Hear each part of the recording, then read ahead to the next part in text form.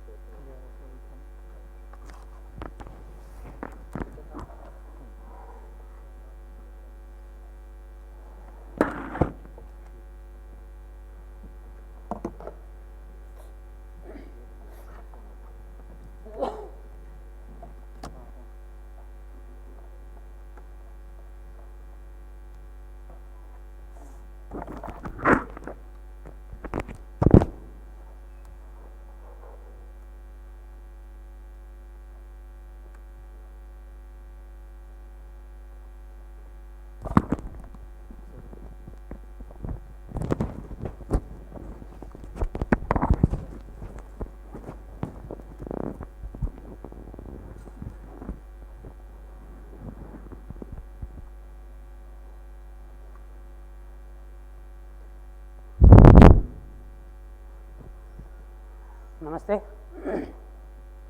As a faculty of Department of Mechanical Engineering, MS Ramaiah Institute of Technology, Bangalore, I start every class with best wishes for one and all in the universe.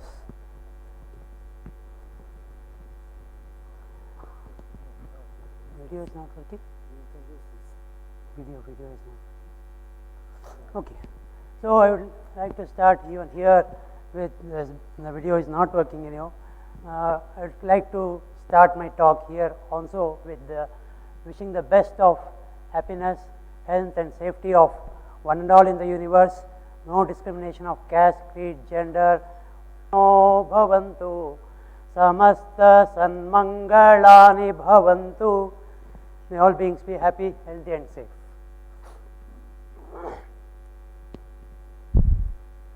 So, my topic is on Slokas, a treasure house of knowledge. First of all, let us see what is knowledge. As commonly used, the English word knowledge applies to two components. One, what is in our language we call it as Vidya and Gnana. What is Vidya? Vidya refers to the things what we learn through our sense organs. On the 5 sense organs, whatever we learn through our sense organs, it is referred to as Vidya. On these senses work below the velocity of light. That is, my eyes work in the velocity of light, my ears work with the velocity of sound and so on.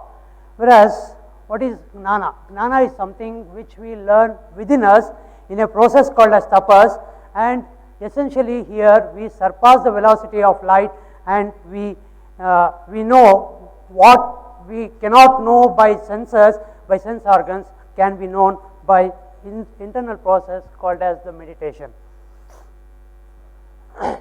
What are slokas?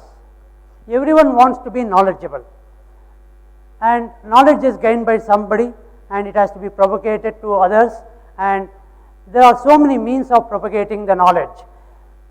And there are so many forms of propagating knowledge. Today when we talk about propagation of knowledge, prose is the common form of propagating knowledge. Whereas in the past, the slokas were the common form of propagation of knowledge. So, whatever we see in the form of text today, the prose today, all those things were conveyed in the form of poetic form, in the poetic form.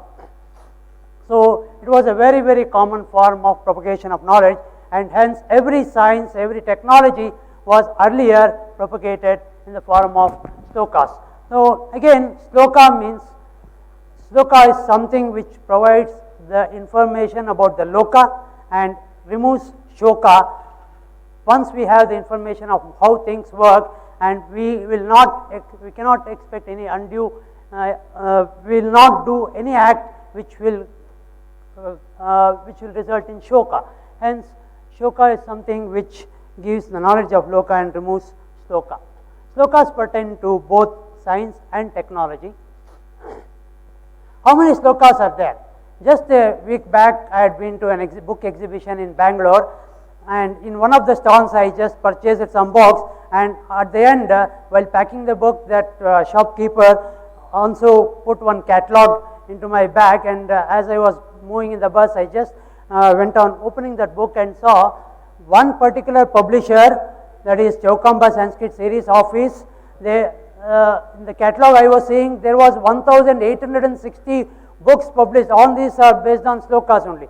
1860 books by just one publisher.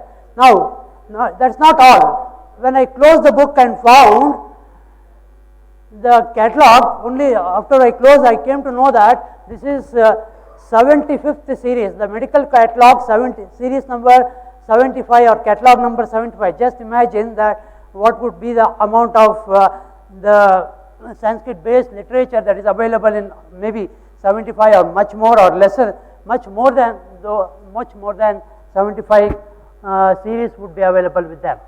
So, there are three dimensions of understanding slokas. One is the Adibhautik, the microcosm, Adidaivik, macrocosm, and Adhyatmic spirituality. So, some slokas have both these on the three domains, some have two domains, some have only one domain. Basically, most of the slokas have on these domains. Now, what I am talking here about slokas, the science and technology in slokas, is just a drop in an ocean. I will not be just a drop in the ocean. So, let me take this first sloka, Vakratunda Mahakaya Koti Surya Samaprabha Nirvignam Kurume Deva Sarva Karyeshu Sarvada. This is a very, very commonly known slokas. What is the meaning of this sloka? It attributes to Ganapati, but this is a pure scientific sloka. It says Vakratunda. Vakra means wave, Tunda or Tundu means particle. In Kannada we say Tundu or Tunda is particle. So Vakratunda means wave and particle. That means it refers to the light, which is wave and particle. That means it is referring to the dual theory of light. Mahakaya, the Vyapti or the volume occupied by the sun's light, is the maximum volume you can think of. Hence it is Mahakaya. Koti Surya Samaprabha, there are millions of stars, and in the same way as our solar system, the sun in our solar system gives light, there are so many solar systems and they get similar light in their solar systems. Nirvignam, the light is Nirvignam, that is continuous, although I may not see light in the darkness, the sun's light in the dark, but the sun is emanating light continuously. Sarva Karyeshu Sarvada, all work at all times to come is done by the energy of the sun, the sun's rays. Without energy of the sun, I cannot talk here, I cannot do anything. So, Sarva Karyeshu Sarvada, it talks about, this sloka talks about the sun's light. This can also be visualized in the human body, the energy of the soul. It can be attributed to the energy of the soul. The soul, it is the energy of the soul which does all the work with this body. Then next is the Navagraha sloka. Nama Suryaya Chandaya Mangalaya Budaya Cha Guru Shukra Shanibhyascha Rahuve Ketave Namaha. So this sloka is not completely understood sloka. Let me try to explain this a bit.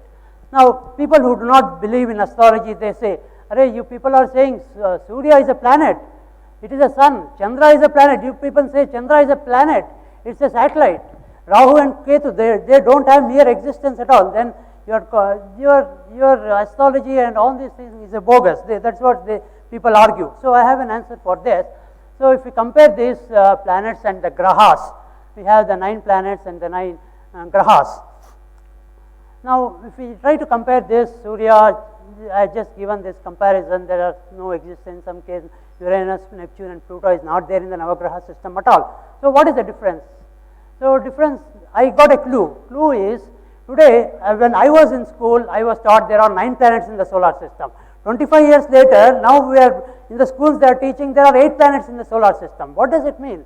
So why are they saying that? They say that now Pluto is out of the control of the sun and hence it is not a planet. So similarly, that means, what does it mean? It means that planets are those celestial bodies which are revolving around the sun, in a plane, and under the control of the sun. If these three things are there, they are the celestial bodies. So then they are called as planets. But what are grahas? Grahas is a totally different concept. Grahas are those sources of energies from the celestial bodies whose presence or mutual positions have effect on the state of energy of the earth. So the differences are now planetary system based on modern science thoughts, Navagraha system based on Vedic science thoughts, then planetary system is matter based, Navagraha system is energy based, heliocentric, sun as the center of revolution, geocentric, earth as the receiver of energy. Then let me tell you one very small difference, how I can say this, that Surya is energy and not the body, just the body. If you ask anybody, any small child to a scientist to make a sketch of a sun, all that they would make is draw a circle and put some rays around it. But can we ever imagine in the Vedic system, we could depict the energy of the sun by a person coming in a chariot with 7 horses depicting the 7 colors of the light, the Vibgaya. So that means, that clearly says that it is not mere celestial body, but it is the energy of the sun which is depicted in Surya.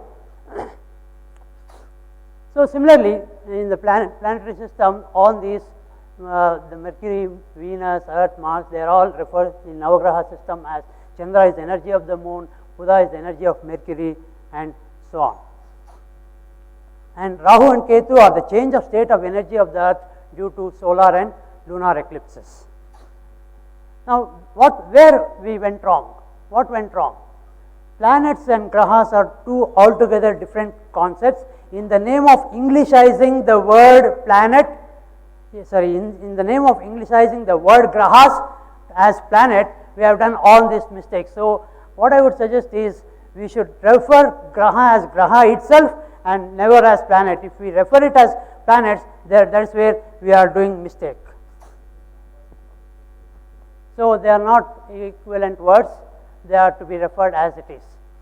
That next is this Bhojan Sloka, Sahana Votu, Sahana Ubunaptu, Sahaviryam Karavavahai, Tejasvinavaditam Astu Mavidushavahai. Whenever we sit together for Bhojan, we generally chant this sloka. Only one point I would like to make here, it is not just when 2 or 3 people sit together we are chanting this sloka, but even if I am individually doing this,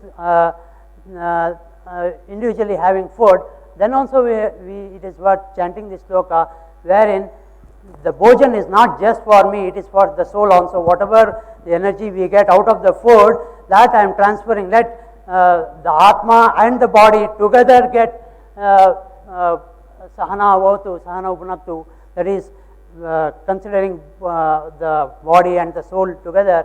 The food is for both the body and the soul. Then Puranas and Ramayana and Mahabharata, all these are the slokas. Now Ramayana is the story of Surya Vamsha. Mahabharata is the story of Chandra Vamsha. What does it mean? I just now said Surya is energy, Chandra is also energy, that is the energy of the moon.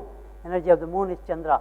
And as it is understood, Ramayana and Mahabharata are history, yes, okay, but apart from that they have higher things to convey.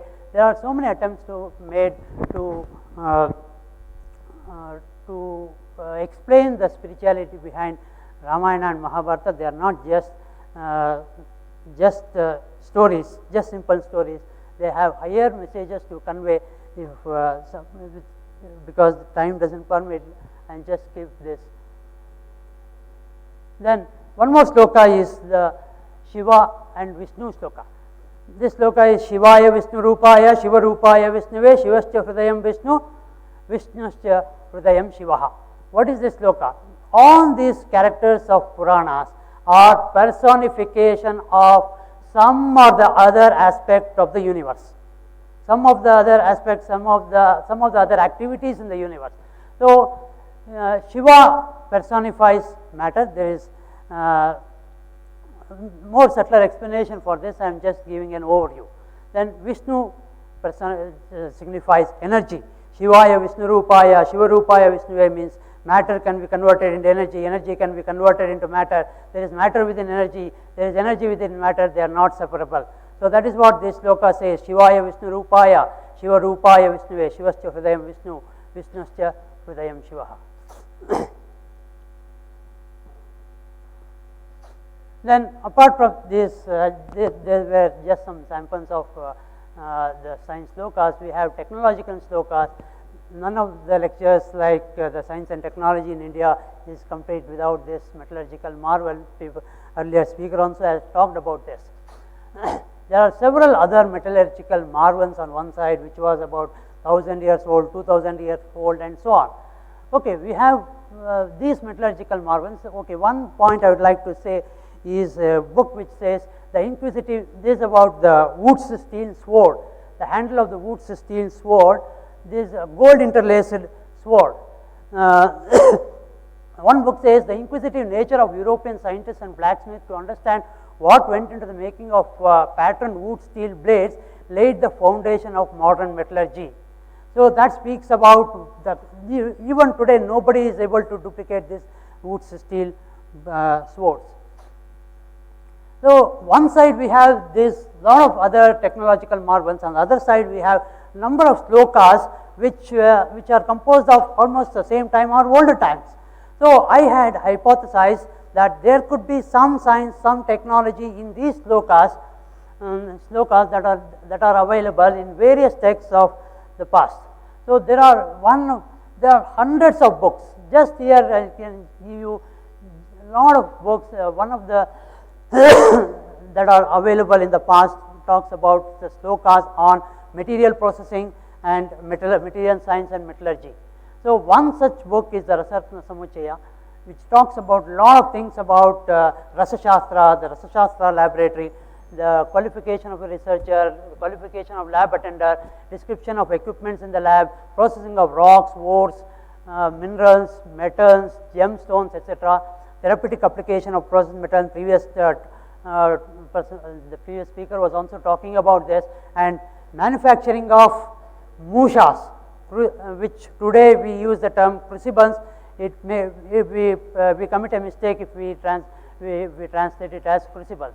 So I took up one sloka on manufacture of crucibles, and this what the various ingredients based on the sloka, and we conducted almost about 80 different experiments using the AFS sand foundry sand testing equipment, and we conducted a number of experiments, and finally we come out with an optimum condition process parameters to come out with a sloka which can melt, which we melted successfully aluminum 3 times. We could melt more also. Even after melting 3 times, it was as new as the original one. Then yet another sloka I have taken up on as a research for my PhD. There are altogether 1230 slokas in Rasaratna Samuchaya. Out of that I have picked up one sloka for my PhD, and that sloka is about Shodhana of metals. It goes like this: Taile takre gavamutre haranale kurattaje kramannishe che taptam drave dravete saptada swarnadi lohapatranam shuddhiresha prasasyate. This is from Rasaratna Samuchaya 513. So in order to purify swarna and other metals, they are made into thin leaves and heated intensively and then immersed in taila oil, takra buttermilk, gomutra cow's urine, kanji, that is gruel, kulatak was a decoction of horse gram. In order to, this is done in order to, in that order 7 times in each of the liquid, and this process purifies the metal. This process is purify, again if I use this word, English word purify, I think we are committing a mistake, but it is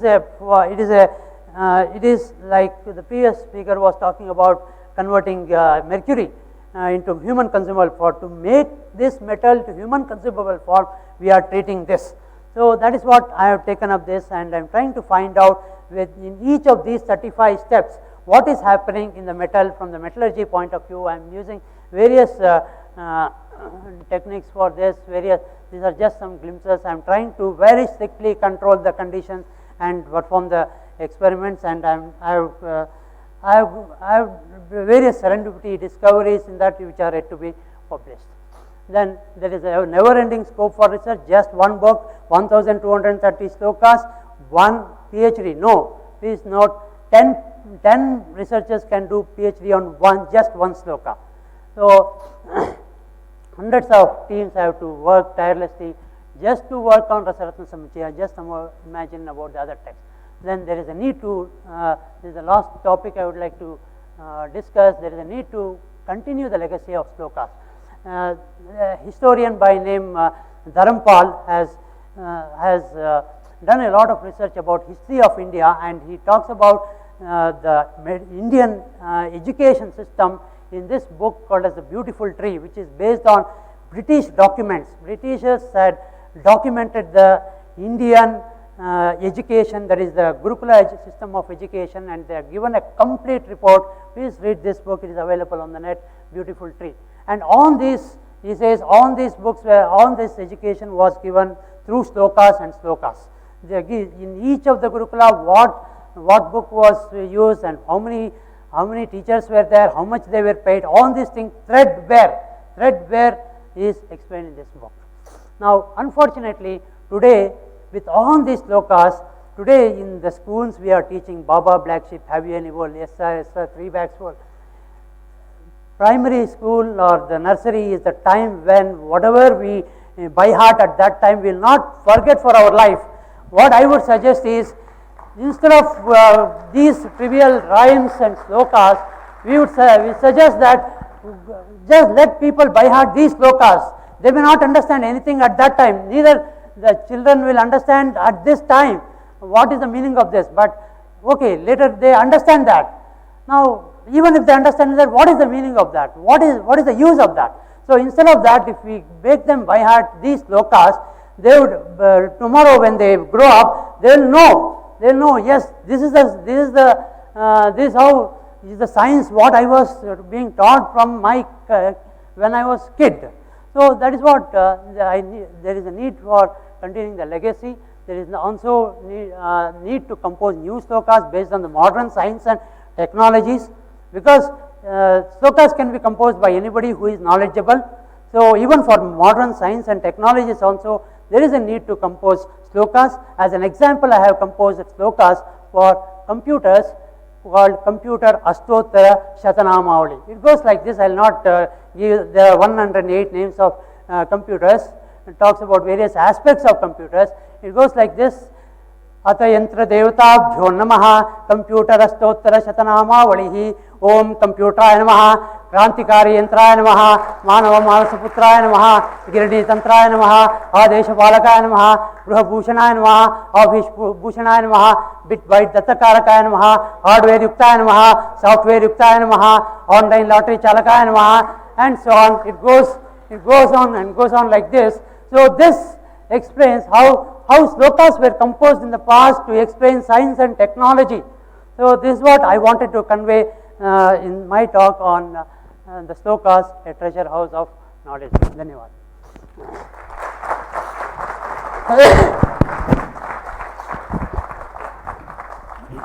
Thank you. We have, it's already almost 1 o'clock, it's lunch time for you, but I think we'll allow one question, please. Yeah, it was a very nice informative lecture, by the way. And how you can say, as you were mentioning in your, just before the few slides, that you are saying that matter is converted to energy and vice versa. But how you can justify that one? Even from the Vedantic point of view, as science and spirituality point of view. See, all the characters of Purana, it talks about the working of the universe. All the stories of Puranas explain the working of the universe. Yeah, what I mean to say is, can you get the same living energy converted to matter? Or matter can be converted to living energy?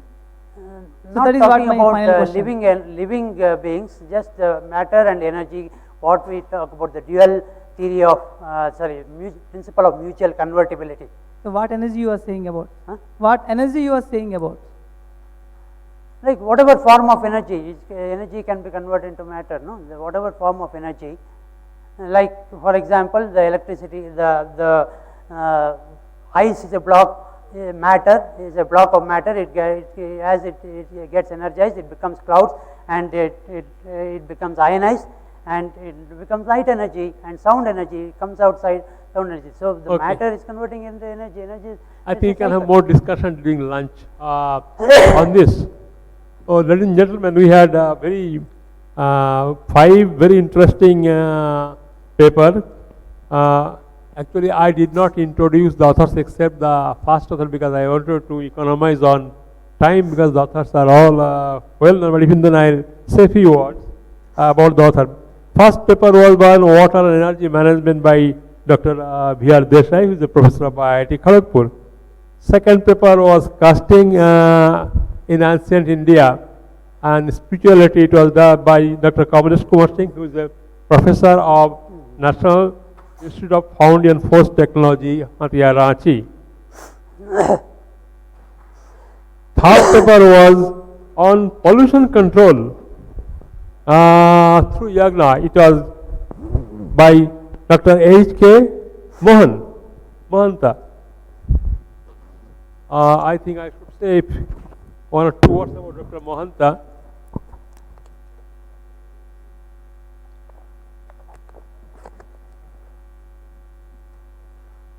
Dr. Hare Krishna Mohanta is an assistant professor in the Department of Chemical Engineering at BITS Pilani campus, Rajasthan. He has been teaching in BITS Pilani since 1998. I would not actually his biodata is given in this avenue, so you can go through it. The next paper was supposed to be presented by Payadhar Padi, but he has not come, but it was presented by P. Pavan Kumar, who is a research scholar at the Department of Metallurgical Engineering at IIT Kharagpur, and he spoke on mercury sulfide, red and black mercury sulfide nanoparticles and its biomedical applications. And the last paper you just heard about, the slow called The Treasure of Knowledge by Dr. B.P. Harishchandra. I'll speak 2 or 3 words about Dr. Harishchandra. So B.P. Harishchandra is an associate professor at the Department of Mechanical Engineering, MS Ramayana Institute of Technology, Bangalore, Karnataka. He has a graduate BE in Mechanical Engineering.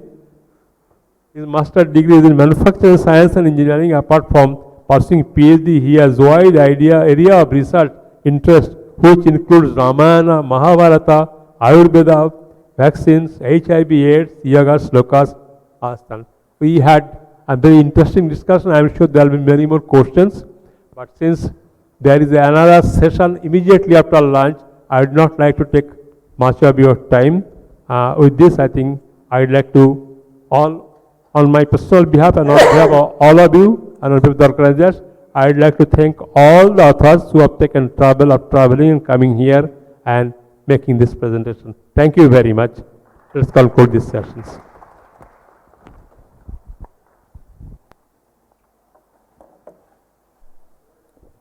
Thank you, sir. I'm sure this session has helped us all in knowing our ancient India more better. Now I request Professor Madhusudan Chakraborty to present the mementos to all the speakers.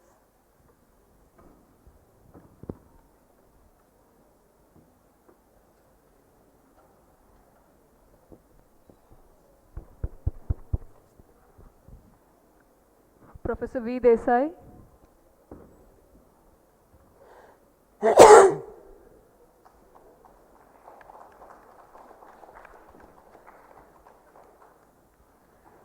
Professor Kamlesh Singh.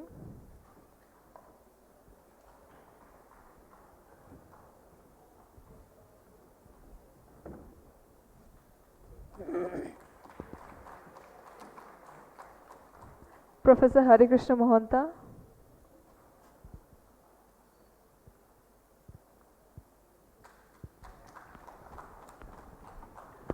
Professor P.P. Harichandra.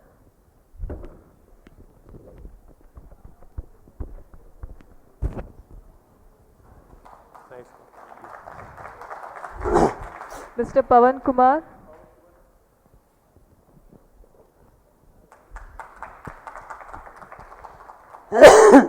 Thank you, sir. Now I request Professor Ahindra Ghosh to present the mementos to Professor Sumanta Chakraborty.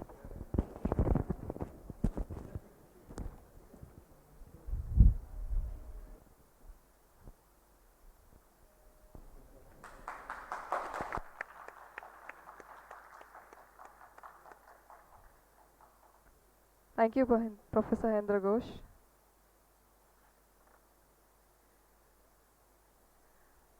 Now, there's an announcement. All the participants are requested to kindly collect the hard copy proceedings.